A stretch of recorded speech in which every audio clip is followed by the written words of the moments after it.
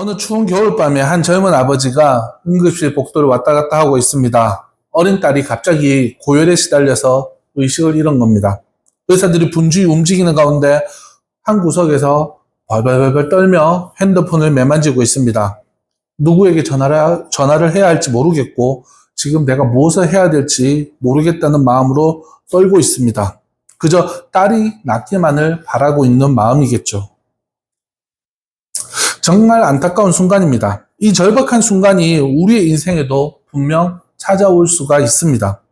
예상치 못한 질병의 진단을 받을 때, 사랑하는 사람과의 이별을 할 때, 또 꿈꿔왔던 내 모든 것들이 한순간에 무너질 때 우리는 모두 그 아버지와 같은 심정이 될 수 있습니다.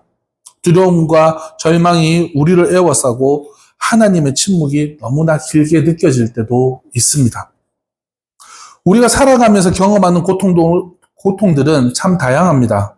치열한 입시 경쟁에서 좌절하는 학생들, 그리고 또 취업 준비로 인해서 힘들어하는 젊은 청년들, 육아와 직장 문제를 병행하면서 지쳐가고 있는 젊은 부부들, 그리고 노후를 걱정하는 중년들, 건강을 잃어가고 있는 노년들, 모두가 각자의 자리에서 각자의 고통을 안고 살아가고 있습니다.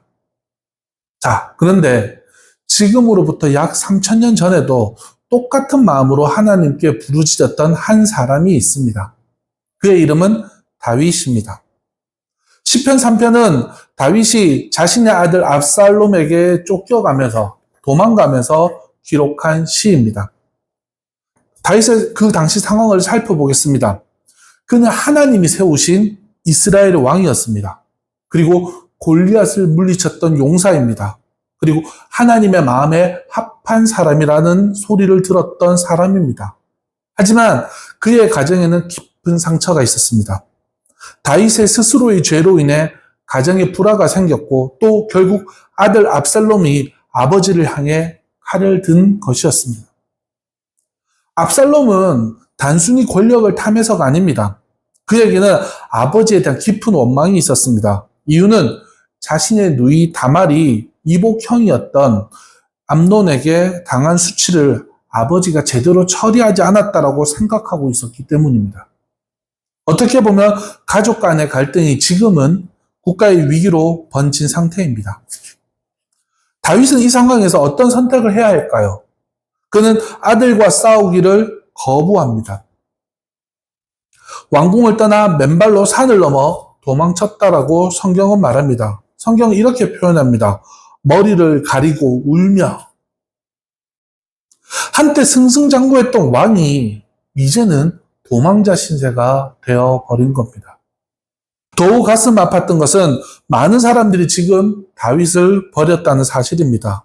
오랫동안 함께 해왔던 신하들, 백성들, 그들이 지금은 압살롬 편에 서 있기 때문이죠. 왕으로서의 자존심은 이미 땅으로 떨어졌고 아버지로서의 마음도 찢어졌으며 하나님의 사람으로서의 그 정체성마저도 지금 흔들려 버린 겁니다. 사람들은 다윗을 보면서 이렇게 말하죠. 하나님께 구원을 얻지 못할 거다. 라고 그렇게 조롱까지 했습니다. 왜냐하면 지금 다윗의 모습이 마치 하나님이 그를 버린 것처럼 보였기 때문입니다. 하지만 시편 3편을 읽어보면 우리는 놀라운 발견을 하게 됩니다.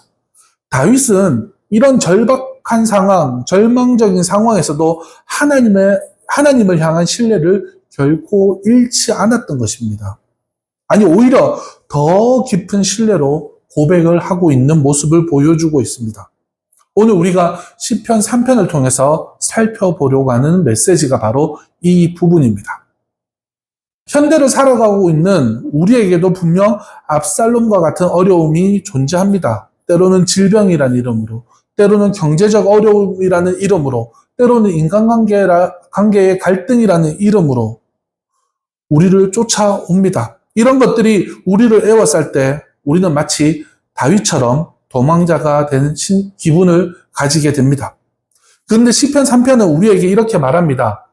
폭풍이 아무리 세어도 하나님의 사랑은 그보다 더 크다. 어둠이 아무리 깊어도 하나님의 빛은 그 어둠을 뚫고 우리에게로 들어온다. 적들이 아무리 많아도 하나님은 우리의 방패가 되어 주신다. 이것이 바로 시편 3편이 우리에게 주시는 위로입니다. 하나님이 우리의 가장 어둡고 절망적인 순간에도 우리와 함께 하고 계십니다. 우리가 그분의 임재를 느끼지 못할 때에도 여전히 그분은 우리의 방패가 되어 주십니다. 오늘 그 방패가 되어 주셨던 그 상황과 말씀과 환경들을 살펴보고 묵상함으로 우리가 하나님으로 향하여 감으로 인해서 하나님의 은혜를 받는 시간이 되기를 소망합니다. 첫 번째입니다. 현실을 직시하는 용기에 대해서 이야기해 보려고 합니다. 성경 말씀 시편 3편 1절 2절 말씀입니다. 제가 읽어드리겠습니다. 여호와여, 나의 대적이 어찌 그리 많은지요. 일어나 나를 치는 자가 많으니이다. 많은 사람이 나를 대적하여 말하기를 그는 하나님께 구원을 받지 못한다 하나이다. 아멘. 시편 3편의 첫 번째 교훈은 현실을 직시하는 용기입니다. 다윗은 자신의 상황을 미화하거나 축소하지 않습니다. 그냥 있는 그대로 하나님께 토로하고 있습니다. 나의 대적이 어찌 이리 많은지요. 일어나 나를 치는 자가 많으니이다. 이 고백에서 다윗은 실망감, 절망감을 느낄 수 있습니다. 많다라는 의미는 단순하게 숫자가 많은 것이 아니라 지금 그 인원으로 인해서 내가 압도당하고 있는 느낌을 표현하고 있습니다. 엄청난 파도가 일어나서 나를 향하여 밀려오는 느낌. 문제들이 계속해서 다윗을 향하여 몰려오고 있다는 느낌을 다윗은 가지게 된 것이죠. 더욱 가슴 아픈 것은 사람들이 지금 다윗을 조롱하기까지 한다는 거죠. 그는 하나님께 구원을 받지 못한다. 이 말은 다윗의 신앙 자체를 조롱하고 있는 겁니다. 단순히 정치적인 비판이 아니라 영적인 모독까지도 이르렀습니다. 다윗은 스스로 하나님의 사람이라고 자처했지만 결국 하나님도 그를 버렸다는 말을 듣게 된 것이죠. 이런 상황에서 다윗은 어떻게 반응해야 했을까요? 반응을 했을까요? 그는 하나님께 솔직하게 털어놓습니다. 자신의 아픔, 자신의 절망, 자신의 두려움을 그대로 표현한 것이죠. 이것이 바로 성경적 정직함이라 할 수 있습니다. 우리는 때로 종종 괜찮다는 말을 하는 것에 익숙해져 있습니다. 힘들어도 괜찮아. 아파도 괜찮아. 절망스러워도 괜찮아. 특히 신앙인들은 더욱 그런 경향이 있습니다. 왜냐? 믿음이 좋은 사람은 항상 긍정적인 생각과 긍정적인 말을 해야 된다고 들어왔기 때문입니다. 하지만 성경은 다릅니다. 하나님 앞에서 우리는 가면을 쓸 필요가 없습니다. 우리의 아픔, 우리의 절망, 두려움을 그대로 가지고 나아갈 수 있습니다. 아니, 그대로 가지고 나아가야 합니다. 진정한 치유와 회복은 정직함에서 시작하기 때문입니다. 우리가 살아가는 동안 우리에게도 분명 대적들이 있을 수 있습니다. 경제적 어려움, 건강 문제, 인간관계의 갈등, 자녀 문제, 노후 문제 많습니다. 그런 것들이 우리를 애워쌀 때, 그럴 때 우리도 다윗처럼 하나님 앞에 솔직해져야 됩니다. 하나님, 저 정말 힘듭니다. 하나님, 저 문제가 많습니다. 하나님, 감당하기 어렵습니다. 이것이 바로 기도의 시작입니다. 자, 이제 두 번째 보겠습니다. 하나님을 향한 신뢰의 문제입니다. 시편 3편 3절 말씀 읽어보겠습니다. 여호와여, 주는 나의 방패시요 나의 영광이시요 나의 머리를 드시는 자이시니이다. 아멘. 여기서 기적이 일어나기 시작합니다. 다윗은 절망의 현실을 인정했습니다. 그리고 즉시 하나님을 향하여 시선을 돌립니다. 그리고 하나님을 향한 신뢰를 선포합니다. 저는 이것을 신앙의 전환점이라고 말하고 싶습니다. 풀어서 표현하자면 상황은 이렇습니다. 하지만 하나님은 하실 수 있습니다. 라는 고백입니다. 다윗의 고백을 볼까요? 그는 하나님을 세 가지로 고백하고 있습니다. 첫 번째, 나의 방패. 여러분, 방패라고 하면 우리가 어떤 누군가의 공격이 생겼을 때 방어하는 도구라고 생각합니다. 보호자의 신분과 능력을 나타내는, 그런데 이거 어떤 부분이 포함되어 있냐면 이 방패 안에는 보호자의 신분과 능력도 나타내기도 합니다. 그래서 왕의 방패는 왕의 권위를 나타냈고 용사의 방패는 용사의 능력을 나타냈습니다. 다윗이 하나님을 나의 방패라고 고백하는 것은 하나님을 자신의 전인적 보호자로 인정하고 있다는 의미입니다. 물리적인 위험뿐 아니라 영적으로 정서적인 위험으로부터도 하나님께서 나를 보호해 주실 것이라는 믿음을 가지고 고백하고 있는 겁니다. 두 번째, 나의 영광이라고 고백합니다. 사람들이 하나님도 다윗을 버렸다고 조롱할 때 다윗은 오히려 하나님이 자신의 영광이라고 고백합니다. 다윗은 왕으로서의 영광을 잃어버렸습니다. 백성들의 존경도, 신하들의 충성도, 심지어 아들의 사랑도 잃었습니다. 하지만 그는 하나님이 자신의 참된 영광이라고 고백하고 있습니다. 인간적인 영광은 다 사라질 수 있지만 하나님이 주시는 영광은 영원하다라고 말하는 겁니다. 즉 세상이 주는 영광은 잠시이지만 하나님이 주시는 영원하다는 것을 지금 다윗은 고백하고 있는 것이죠. 셋째, 나의 머리를 드시는 자. 이 표현은 더욱 감동적입니다. 다윗은 수치와 절망으로 고개를 들 수 없는 상황이 되었습니다. 사람들의 조롱과 비웃음 때문에 얼굴을 들고 다닐 수가 없습니다. 하지만 하나님이 그의 머리를 들어주신다라고 고백합니다. 이건 단순히 기분이 좋아졌다는 걸 의미하는 것이 아닙니다. 하나님이 자신의 존재 가치를 회복시켜 주신다는 의미입니다. 사람들이 그를 무시하고 조롱할지라도 하나님은 다윗을 귀한 존재로 여기신다는 것을 고백하고 있는 것이죠. 여러분, 우리가 여기서 기억해야 될 것이 있습니다. 우리의 현실이 아무리 절망적이어도 하나님은 결코 변하지 않습니다. 하나님은 여전히 우리의 방패이시고 여전히 우리의 영광이시고 여전히 우리의 머리를 드시는 분이심을 믿으시기 바랍니다. 어떤 분은 이렇게 말합니다. 목사님, 그런 고백이 현실을 바꿔줄 수 있습니까? 예, 바꿔줍니다. 현실 자체가 즉시 바뀌지 않을지는 모르겠지만 현실을 보는 우리의 관점이 바뀌게 되어져 있습니다. 그리고 그 관점의 변화가 결국 현실을 바꾸어가는 힘이 될 수 있기 때문입니다. 자, 이제 세 번째 보겠습니다. 기도의 능력과 하나님의 응답. 4절 말씀입니다. 제가 읽어봅니다. 내가 나의 목소리로 여호와께 부르짖으니 그의 성산에서 응답하시는도다. 아멘. 여러분, 다윗의 기도는 조용하고 점잖은 기도가 아닙니다. 내가 나의 목소리로 여호와께 부르짖으니 라고 말합니다. 이건 단순히 누구야? 라는 이름을 부르는 정도의 수준이 아닙니다. 마치 익사하기 직전에 사람이 살려주세요!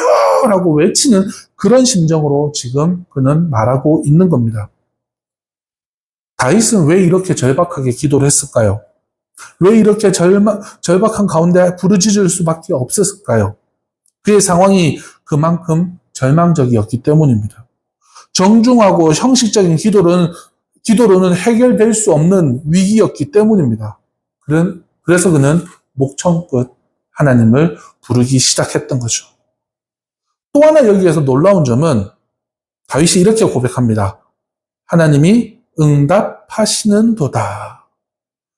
응답하시는도다. 현재 완료형으로 말하고 있습니다. 응답하실 것이다. 부르짖으면 하나님이 도와주실 것이다. 라고 말한 것이 아니라 응답하셨다. 그런 의미로 그는 고백하고 있습니다. 아직 현실적으로는 아무것도 해결되지 않았지만 다윗은 이미 하나님이 내 기도를 응답하실 것이라는 확신을 가지고 부르짖었던 것입니다. 이것이 바로 믿음의 기도입니다.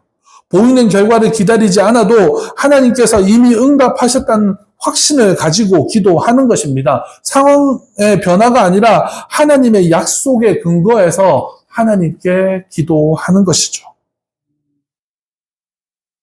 여기서 잠깐 기도의 중요한 점 한 가지를 말씀드리려고 합니다. 하나님의 기도 응답이 항상 우리가 원하는 방식으로 오는 것이 아니라는 점입니다. 다윗이 기도할 때 갑자기 압살롬의 반역이 중단되거나 모든 문제가 해결되었던 것이 결코 아닙니다. 하지만 하나님은 다윗의 마음에 평안을 주시고 용기를 주시고 앞으로 나아갈 수 있는 힘을 주셨던 것입니다. 한 농부가 가뭄으로 인해 농작물이 말라 죽어가자 간절히 비를 달라고 기도했습니다. 하지만 비는 오지 않았습니다. 실망한 농부가 포기하려고 할 때 그는 땅 깊은 곳에서 샘물이 솟아나는 것을 발견하게 됩니다. 하나님은 비를 주시는 대신 더 확실한 물 공급원을 주심으로 문제를 해결하셨습니다. 하나님의 응답은 때로 우리가 예상하지 못했던 방식으로 옵니다. 우리가 문제의 제거를 요구할 때 하나님은 문제를 이길 수 있는 힘을 주실 수도 있습니다. 우리가 환경의 변화를 구할 때 하나님은 우리 자신을 변화시키기도 한다는 것을 우리는 기억하시기 바랍니다. 네 번째, 하나님 안에서 누리는 평안입니다. 5절, 6절 말씀. 내가 누워 자고 깨었으니 여호와께서 나를 붙드심이로다. 천만인이 나를 에워싸 진친다 하여도 나는 두려워하지 아니하리이다. 아멘. 내가 누워 자고 깨었으니 밤새 잠을 잘 잤습니다. 그래서 깨어났다라고 이야기하고 있습니다. 다윗은 원수들에게 쫓기는 위험한 상황에서도 평안히 잠을 잘 수 있었던 겁니다. 이 위험 속에서 이것은 단순한 용기가 아닙니다. 하나님에 대한 전적인 신뢰에서 나오는 용기이자 평안함이었습니다. 문제의 크기가 아무리 커도 하나님이 더 크시다는 믿음을 다윗은 가지고 있었기 때문입니다. 그래서 현대를 사는 우리에게도 다윗이 말했던 천만인과 같은 어려움이 있을 수가 있겠죠.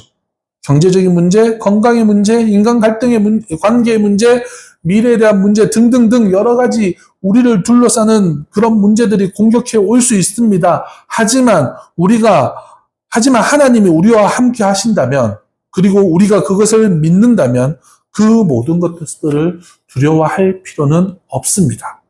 왜냐하면 하나님이 우리와 함께 하시기 때문입니다. 그 내용이 바로 7절, 8절입니다. 읽어보겠습니다. 승리의 확신. 여호와여 일어나소서, 나의 하나님이여 나를 구원하소서. 주께서 나의 모든 원수의 뺨을 치시며 악인의 일을 꺾으셨나이다. 구원은 여호와께 있사오니 주의 복을 주의 백성에게 내리소서. 아멘. 시편의 마지막 부분에서 다윗은 이전과는 완전히 달라진 톤으로 지금 고백하고 있습니다. 처음에는 절망과 두려움이 그를 지배했었다면 이제는 확신과 승리로 변화된 목소리로 고백하고 있습니다. 믿음이 완성되어져 간 겁니다. 주께서 나의 모든 원수의 뺨을 치시고 악인의 일을 꺾으셨나이다. 이 표현은 하나님의 완전한 승리를 의미합니다. 또 승리의 시점을 다윗은 과거형으로 말하고 있습니다. 아직 승리하지 못했는데도 이미 승리한 것처럼 그는 고백하고 있습니다.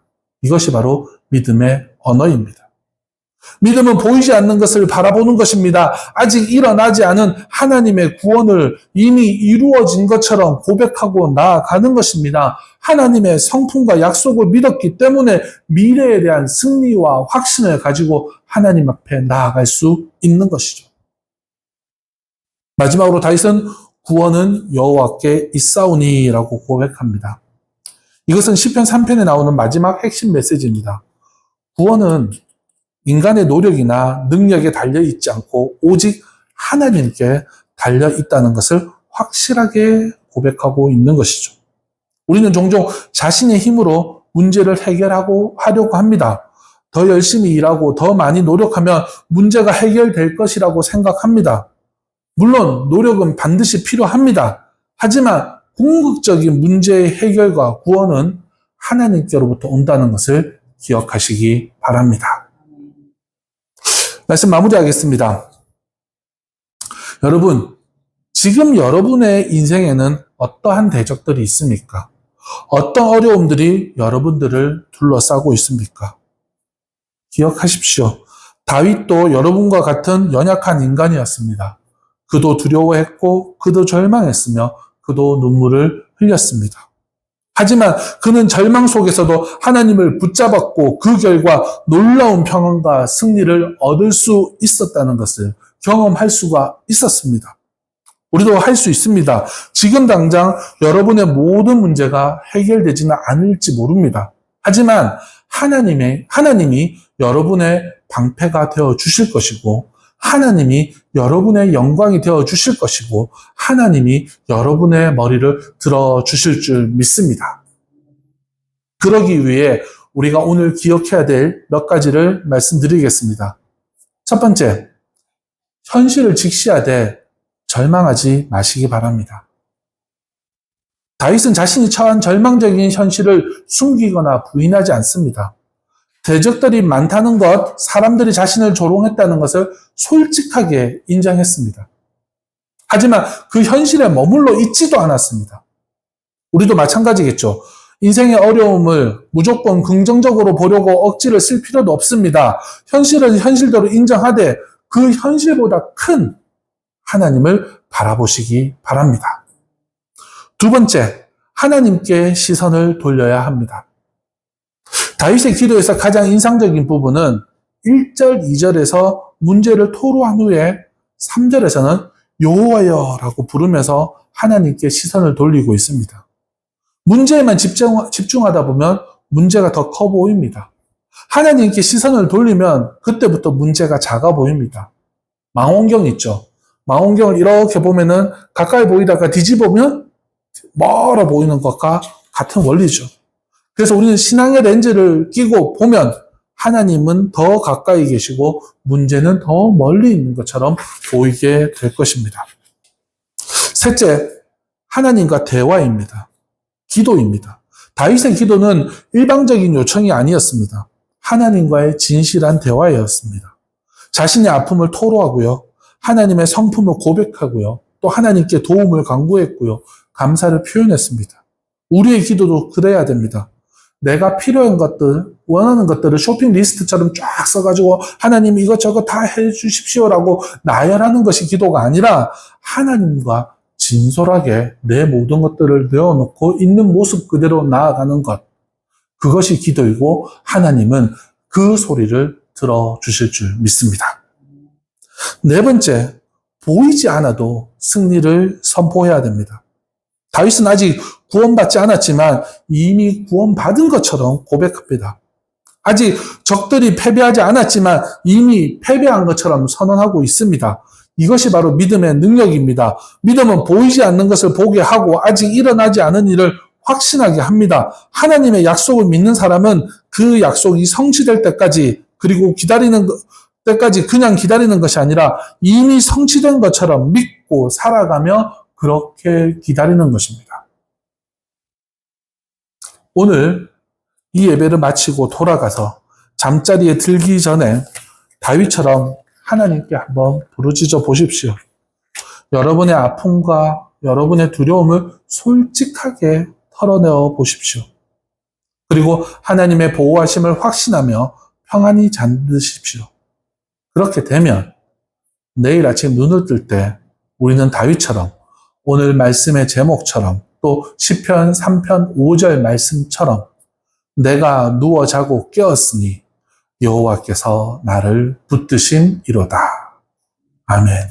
그렇게 고백할 수 있을 것입니다. 그리고 그 확신을 가지고 한 주를 시작할 수 있을 것입니다. 하나님은 여전히 살아계시고 여전히 우리와 함께 하시고 모든 구원은 여호와께 있는 줄 믿습니다. 그리고 그분이 우리 모두가 그분의 복을 받기를 원하고 계신다는 것을 믿으시기 바랍니다. 하나님이 우리에게 주시고자 하는 그 복을 받아 누리시는 모두가 되시기를 간절히 소망합니다.